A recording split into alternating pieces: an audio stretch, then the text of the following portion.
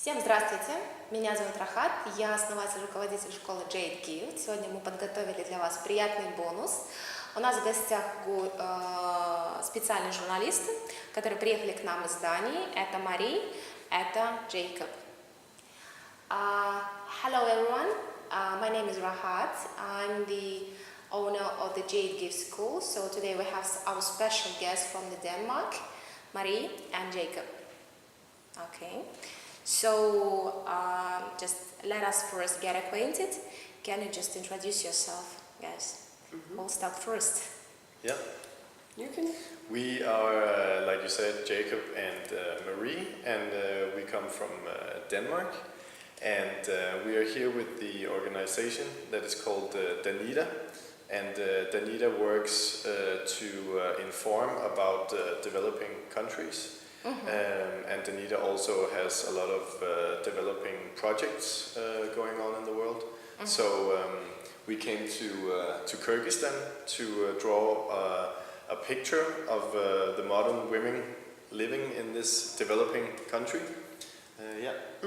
Like Kyrgyzstan. What about you, Marie? Yeah. Well, we'll be here for 3 weeks, and the reason why we're here is, as Jacob says, to draw a picture of the women in Kyrgyzstan, and we're very curious to find out who they are and what role they play in society. So that's our mission here. I see, that sounds great. Can you explain how did you find the information about the Jade Gift School? The first time that we heard about the Jade Gift School was actually from the YouTube channel, where we saw a little video that you guys have produced, where women are standing with the water bottles and exercising their pelvic floors.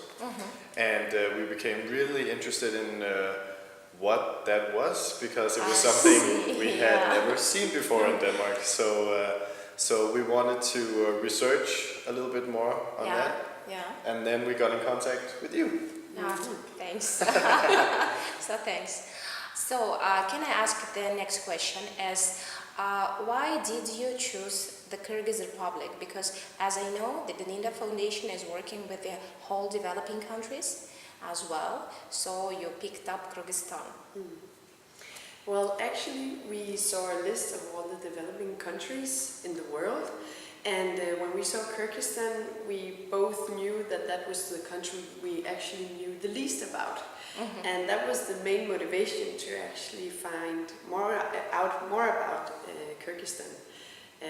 So we got very curious, especially when we saw the video, to know more about the country. Yeah. Is the video surprising? Definitely. Yeah, indeed it is. In Denmark there's a lot of focus on, we have a big fitness culture and a lot of people take care of their bodies, but it's very much for the outside appearance, where I think this video surprised us because it's something that's focusing on the inside of your body, and that is something that we are not so used to focusing on in Denmark. Yeah, that's right. We are dealing with the inner process in our bodies. Okay, so how did you find Kyrgyzstan? Is in general? Yeah, just in general. What is your first opinion? Amazing, of course. I think we both were very surprised and amazed by the mix of so many cultures in one country. You can feel that you really have taken the best from a lot of cultures and make it work, and that's very impressive. That's great. And the people here are extremely welcoming and very curious about where we come from, and they're really welcoming and open-minded, and it seems like people are very interested in talking to us and telling us about the different kinds of food and the culture, and it's a kind of people that really wants to share their culture, and that's been really, really nice to experience. Yeah, I hope so. Yeah, definitely. So I hope so you like it. Of course. So our topic are women women's society. So how did you find the women in here? Extremely open. And a thing that struck me is that the things you're doing at this school, you're doing it together compared to, for instance, Denmark, where all the exercises would have been done individually at home. And I think that tells a lot about the mentality in this area or this context, that you're open and you're doing these things together. That really struck me, Yeah. And I'm really surprised to see how modern the women are here. I was expecting that all women were wearing, headscarves, hijabs, and long dresses. long dresses and everything. And it in a way it reminds me a lot of Istanbul.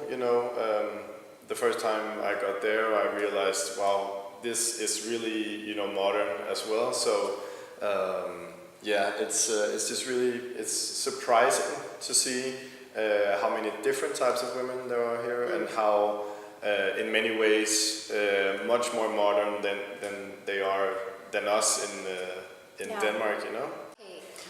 Can you please describe how the situation differs, especially in the women's rights sphere, comparing to Denmark and the Kyrgyz Republic? I think one of the main differences is that 40, 50 years ago in the 60s, in the 1960s, we had a period of time where women became very free. It was sort of an effect of the whole freedom culture, and people wanted to be free, the whole hippie generation. And in that period of time, it became more natural to talk about nudity and sex and who you are as a person, as a woman. And it seems like here in Kyrgyzstan, based on the short time we've been here, that the women here, they are having their own revolution, so to speak. They're training themselves, they're preparing themselves, defining themselves, compared to Denmark, where women sometimes perhaps fight with the men instead. You know what I mean? So they're perhaps a bit more, I won't say aggressive, but they have a fight going on instead of working with themselves, as it seems like the women are doing here in Kyrgyzstan. I see, I see. So do you think as it's some kind of a new revolution in our society? It's hard to say that it's a revolution, but it's definitely obvious for us that something is going on in your society, and that the women are getting a different position than what they had maybe 15, 20 years ago. I mean, it seems like a new wave is coming of the view of women here, at least the women's view on themselves, and I mean that's the first step. Yeah, thank you. Marie was attending to some of our class, and I would like to ask you, how did you find the training class? I found it almost moving, actually. The fact that the women are entering this room opens up for a woman like me coming from the outside was very moving, actually, and I think that it was so interesting that the women are doing it together here instead of doing it at home as we probably would do in Denmark. So I felt very quickly like a part of something, and it was very obvious to me that they could talk about everything here. And I think a woman needs a place like that. Yeah. Do you have in Denmark maybe something like that style, communication, just among women? Not as far as I know. I'm not sure, but I haven't seen anything like this in Denmark, that's for sure. We would love to have it, I think. And hopefully it'll be there someday. But as far as I know, we don't have a school like this. I see. We have. it sort of starts earlier in Denmark. The way that you can compare this school with how we talk about sex in Denmark is that we have classes in primary school where we are taught about sex from the age of 13. Yeah, around 13. You know, just the basics about the body and the anatomy and the biology and everything. But you know, we talk about sex between guys and girls when we are in the age of 13, and I think that's sort of the difference. Yeah, sorry, but also the fact that in those classes we're talking about the actual intercourse, where this school takes the next step, so to speak. It's working out, its preparation is, and I think that's the difference between those two kind of teachings. Yeah, I see. Okay. So, what is the biggest surprise that you met in our school? I actually think the biggest surprise is that you're moving this fast forward as you do, and the open space here is very surprising to me. And I think that in Denmark we could learn something about organizing this openness in the same way that it seems like you've done. Thanks. Do you have something to add? To me, the most surprising thing has been how open women are at this place. I haven't participated in the classes, but I can hear through Marie, who's been to many classes now, that this is a free space where women come and they share their stories and they tell their most intimate secrets. I think that's been really interesting, because my idea of the women here is that they're very closed and that they keep these things to themselves. So the fact that there is a space where you can talk about these things has been really, really surprising for me.